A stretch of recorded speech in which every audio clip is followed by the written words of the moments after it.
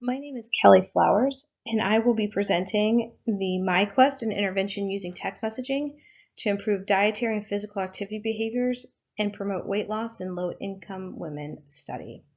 Auburn University researchers published this article on November 1st, 2018 in the Journal of Nutrition, Education, and Behavior. I've included the full text of this article in the post for your reading pleasure. First, I want to provide you some background and introduction regarding the topics that they covered in this study, which includes obesity, cell phones, public health initiatives, and mHealth. So to provide you some background on obesity, overweight, obesity, and associated comorbidities affect 70% of American adults. The highest rates of obesity occur among low-income minority women. Interventions promoting weight loss and management in high-risk populations present many challenges. Meeting low-income women where they are using delivery methods ingrained in their culture is the crucial first step in weight loss and management efforts. Cell phone ownership is highly integrated into American society, even among individuals with limited resources. In 2015, cell phone ownership was substantial among low-income households, rural communities, American adult women, and African American and Hispanic populations. Most cell phone users use phones to text and send to receive emails, and texting is a dominant way of communicating for Americans under the age of 50. Because texting has become a dominant form of communication, the researchers postulated that it is possible intervention delivery method is mobile health, which is mHealth. Some of the uses of mHealth include the use of cell phones to deliver health information, implement behavior change programs, and to collect data. Public health initiatives aim to promote health and reduce chronic disease risk through healthy lifestyle behaviors and body weight management. Healthy lifestyles behaviors that support these initiatives include increasing fruit and vegetable consumption and physical activity, as well as reducing sugar intake and sedentary behaviors.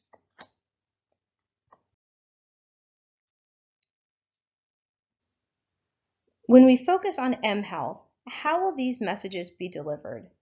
The researchers used SMS, which is also known as short messaging service. Text messaging initiatives have shown promise as a medium for weight loss interventions. These programs are cost-effective and convenient, have high adherence rates, promote behavior change and moderate weight loss. Messages that are short and target increase the likelihood that recipients will read and use the information. So, what is the objective of the study? The objective is to evaluate changes in dietary and physical activity behaviors and weight after an implementation of a 12-week text messaging initiative known as MyQuest, based on social cognitive theory constructs to low-income rural women. Because the majority of low-income and rural individuals own cell phones, using a text message initiative is a feasible way to overcome challenges to reach a population that is female, overweight, and living in rural areas that also have limited financial resources, transportation, or the ability to access community centers for on-site weight loss intervention programs. Building on the premise that most Americans own cell phones and that using an mHealth text messaging initiative may influence health promotion programs successfully and positively, MyQuest was developed to overcome barriers and reach that at-risk target population. You can see from the chart that the social cognitive theory constructs and the measures that are used for each. The social cognitivity constructs emphasize goal setting and self-efficacy, behavior and environmental factors, and self-monitoring. Goal setting and self-efficacy, including dietary factors and physical exercise. Behavior and environmental factors include participation in physical exercise, intake and availability of fruits and vegetables, and sugar-sweetened beverages, and sedentary behaviors. So, for example, if we're looking at the social cognitive theory of self-monitoring, this study looked at food journals for their measurements, increasing their steps using the pedometer, reducing sugar drinks, and writing in their exercise journal. For behavior, they wanted the participants to know their calories, portion control, increase of physical activity, reduce sugar drinks, and also reduce screen time. Now that we have reviewed the measures and constructs, how will this study be implemented? So each week had a different theme to help with weight loss and healthy habits. As you can see from this chart, week 1 was food journaling with the matching objective and text message to supplement the theme. The final column shows the social cognitive construct being utilized. So for week 1, the theme was food journaling. The objective was to use a food journal to log food intake. The My Quest text messages was the secret to weight loss is to know what you eat and drink. And they also suggested using the super tracker to make good choices. And the construct was self-monitoring. So what methods were used for this study? So using a standardized recruitment script, extension agents assistants in 55 counties, 84% of them were rural, recruited a convenient sample of 159 women at the following locations. They looked in the Supplemental Nutrition Assistant Program, or SNAP office, the Department of Housing and Urban Development, and the Alabama Food Bank. At the recruitment location, participants completed an eligibility checklist and a physical activity readiness questionnaire. If they were eligible, they were provided a written consent and opted into the text messaging program and then finally weighed themselves. The eligibility checklist indicated that women met the study criteria of being between the ages of 19 to 49 years old, had a cell phone with text messaging capability, and had an active email account. In addition, participants had to be at low risk for medical complications. Once this convenient sample met all of these requirements, they were asked to remove their shoes and outer garments to weigh themselves on the provided scale. After the initial body weight, they were then sent home with the instructions to follow their 12-week plan. The first thing they had to do was they used an average self-contained baseline data for body weight, height, and age. This is the MyPlate checklist calculator, as seen on this slide, and it was determined the mean calorie intake for the physical activity levels for the total sample. You can go online, it's choosemyplate.gov, and you enter your age, your sex, and your physical activity level, and it will actually calculate a food plan for you. According to the calculator for sedentary and moderate physical activity, a daily intake of 1,800 to 2,000 calories was needed. To create a small calorie deficit to elicit slow and steady weight loss, a registered dietitian prescribed a 1,600 calorie MyPlate meal plan for all participants. This community-based calorie level ensured that 3 things. 1, a variety of food was included in the diet. 2, there was a balanced food intake from all major food groups.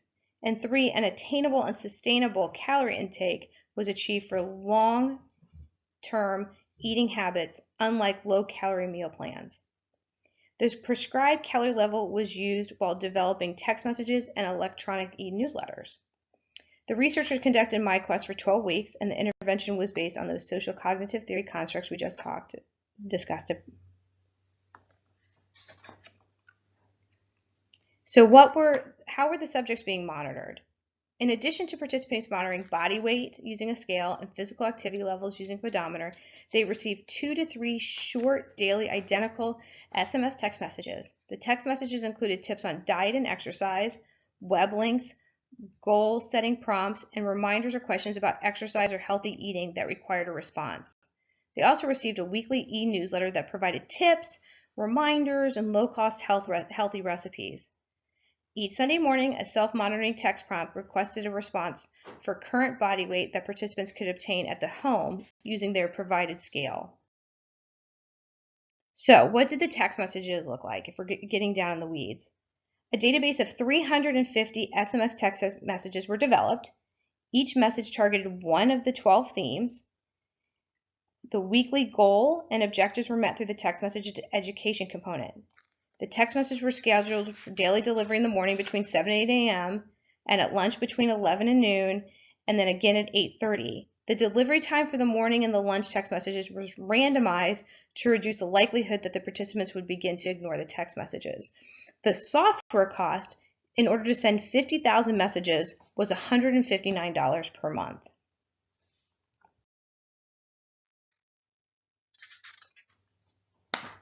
So, what were the primary outcomes? What statistics were used? What were the researchers looking for? So the primary outcomes for MyQuest were changes in body weight, body mass index, the social cognitive theory processes, nutrition, and physical activity behaviors. So, what did they find? 104 people began the MyQuest. However, 67 participants remained in the text program and 56 completed both the pre and post test. So there was a 64% retention rate. The average of 4.7 pounds were lost, and a reduction in body mass index was 0.8 kilograms. So the reduction in body mass for weight, the average was 204.3 pounds, went down to 199.6. And then reduction from BMI went from 34.7 to 33.9. There's also significant improvements in social construct theory, social cognitive theory constructs of goal setting, physical activity behaviors, sedentary behaviors, environmental factors. Also, in regards to text messaging and newsletters, they found them extremely helpful. They found that they were both informative and motivating. So now on to the discussion. The objective of this study, again, was to evaluate changes in dietary and physical activity behaviors and body weight of low-income women living in primarily rural areas after implementation of a text messaging initiative based on social cognitive constructs. The novelty of the study is its findings within a vulnerable, limited resource population. Although other interventions using text messaging reported weight loss, their population was middle-income, highly educated individuals. MyQuest is unique in that it was completely remote weight loss intervention. All education was delivered through text messaging, and e-newsletters and assessments were completed electronically. After providing signed written consent and receiving a scale, participants had no further requirements to attend face-to-face meetings or weigh-ins. Previous studies using text message for weight loss required participants to attend on-site baseline, mid, and post assessments. Commercially available weight loss programs range from $66 to $204 for 12 weeks. And that's not including costs of weekly meetings or required food. The participants' cost for MyQuest was limited to the existing cost of a cell phone, text messaging, and data service. So MyQuest strengths. First, MyQuest was delivered through text messages, as stated previously. Text messaging software is relatively inexpensive, which makes text message a low-cost modality to deliver nutrition education and reach high-risk, low-income population residing in rural areas. Second, participants were not obligated to attend classes or weigh-ins, which could be a barrier. Participants were provided a scale and pedometer to self-monitor body weight and physical activity. MyQuest supports using mHealth modalities such as text message delivered targeted education programs such as weight loss and management. Use of MyQuest was able to produce modest mean weight loss of 2.3% body weight. This finding was consistent with other mHealth weight loss programs, which range from 1.8 to 3.7%. Although MyQuest participants' body weight remained in the overweight obese category, even modest weight loss such as this can reduce chronic disease risk factors related to obesity. In addition to body weight, MyQuest positively influenced physical activity behaviors. This study examined the physical activity behavior of limited resources using 2 questions regarding minutes exercise and steps from the previous day. In addition, women reported reducing sedentary behaviors by an average of 0.82 hours per day. Daily self-monitoring of physical activity and sedentary behaviors is a strong predictor of weight loss success. Finally, MyQuest also positively influenced dietary behaviors, included fruit and sugar beverage intake. Women reported increasing fruit intake and reducing availability consumption of sugar beverages. Increase in fruit and vegetable intake and reducing sugar beverages are positively associated with weight loss and management. How does this translate to health education? Previously referred to as eHealth or mHealth, and the M as the abbreviation for mobile, tools such as devices can be taken almost anywhere and can connect wirelessly to the internet from most locations. Their users therefore are potentially always digitally connected and therefore always reachable in some form. As noted above, even their body movements and geographic location can be identified and recorded remotely. Health promotion journals are also beginning to report upon the importance of using the new social media and mobile devices to promote health. Health promoters have described the use of real-time feedback of users' health status and prompts and motivation message to change unhealthy lifestyle habits via social media platforms and mobile devices with reference to controlling behaviors such as smoking, alcohol consumption, exercise, diet, and sexual behaviors. The use of mobile devices in health promotion endeavors represent a significant shift in the methods of health promotion. Health promotion has traditionally been a low-tech area of public health in comparison with the vast array of medical technologies used in the clinical setting. The primary use of technology in health promotion has tended to be employing communication media to disseminate illness prevention message to a wide audience. Health promotion has borrowed extensively from commercially oriented social marketing, advertising, and public relations approaches and methods to do so. These industries are now embracing social media and mobile devices as part of their publicizing efforts. Here again, health promotion can be seen to be taking the lead from commercial enterprises, which are directed at marketing and selling commodities.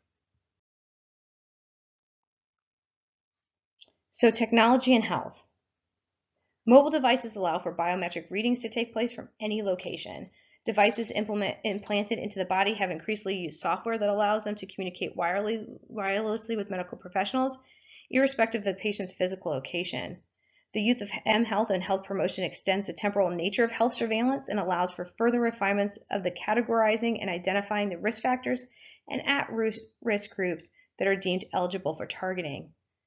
Health-related data may easily and frequently be collected from users' mobile devices each time they log in on the relevant app.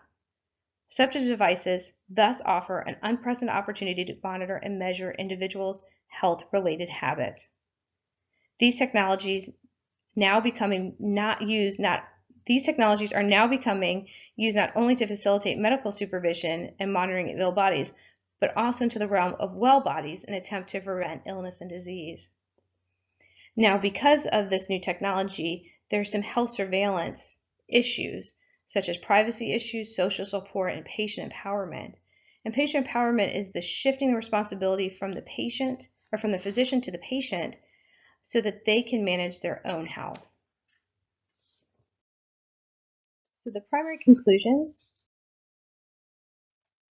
MyQuest text messaging initiatives was able to reach an at-risk population through an integrative modality that was low in cost and convenient to participants and researchers. It was an inexpensive tool that all you needed a scale and pedometer can potentially be motivators for self-monitoring and engaging behaviors that promote weight loss and management. And the social cognitive theory tenet of social support can be highlighted in future studies through looking at a group text messaging. Now, MyQuest used a convenient sample of participants located in one geographic region. Because of the targeted nature of the study, results may have limited generalizability. Participants self-reported outcome measures, which allow for bias, including social desirable responses, and participants were not prescribed a personalized calorie intake. Therefore, the calorie intake level may be too high for some and not sufficient for others. Retention was slightly lower at 64% than in previous published studies using text messaging to promote behavior change and/or weight loss. This may be because of the lack of face-to-face contact, personal content feedback, or social support. The talking points. So the two that I have suggested is how would you use the social cognitive theory construct of self-efficacy to improve diet and physical activity levels in a health promotion intervention? In this study, the researchers focused on a decrease of screen time, such as step away from your computer for 10 minutes to get a few steps in for their self-efficacy measure within this study. So how would you use self-efficacy to improve diet and physical activity levels? And the second question I have is, if you were developing a health promotion intervention, how could you or would you incorporate the use of mHealth? Since we're kind of seeing the shift into this new technology and surveillance of health prevention programs. How would you develop a program or intervention that you can incorporate this with? I want to thank you so much for listening today, and good luck on the talking points.